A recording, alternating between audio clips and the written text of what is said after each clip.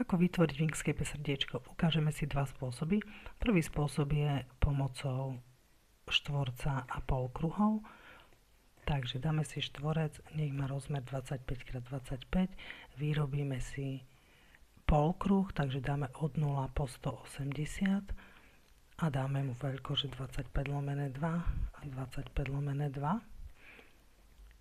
Potrebujeme takéto dva polkruhy, takže tento si otočíme, to budeme mať prvý, zduplikujeme, otočíme, budeme mať druhý polkruh, umiestnime ich na strany nášho štvorca, tak aby sa nám čiastočne prekrývali. Môžeme použiť zarovnanie, aby to bolo v prostriedku.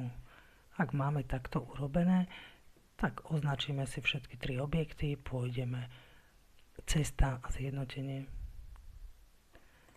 Klikneme, otočíme. Máme pravidelné srdiečko. Druhý spôsob je pomocou bezierových kriviek. Zoberieme si nástroj na bezierové krivky a naklikáme si 4 body, ktoré sú ako keby body, kde sa nám to srdiečko ohýba alebo láme.